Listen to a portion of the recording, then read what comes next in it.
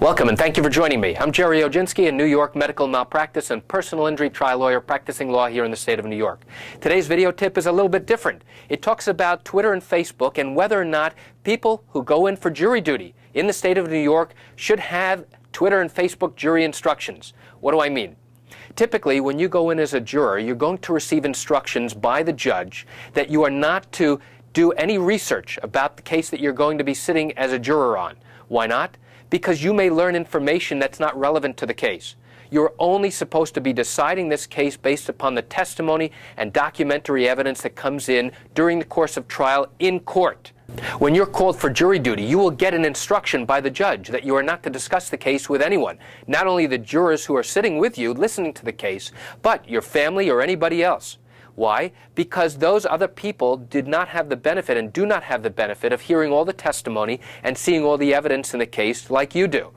Well, what happens when, in today's prevalence of social networking sites and going online, like Facebook and Twitter and MySpace, where people share information, and Google, how easy is it to go ahead and do a search on the topic that you're sitting as a juror on? Let's say it's a medical malpractice case and a perforated colon that occurred during a colonoscopy. Let's say you want to learn more information that you're not getting at trial. Can you go onto your computer and do a Google search about that information? You could, but you're prevented from doing so by the judge's instructions. You may be learning more and become an expert so that when you go into the jury room, instead of listening to the experts at trial, you, as the person who have done the research online, now come into court and the other jurors look to you as the medical expert. Should jurors be given an instruction specifically that they are not to go online, they are not to do a Google search, and they are not to use Twitter and Facebook and MySpace to talk about the case that they're sitting on?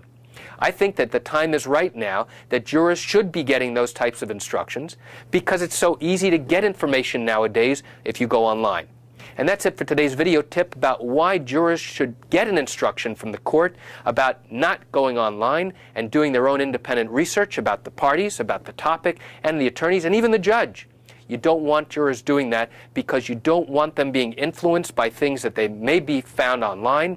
You want jurors to decide this case solely on the information that's presented to them at trial. And that's it for today's video tip. I want to thank you for joining me. I'm Gerry Oginski. Have a great day.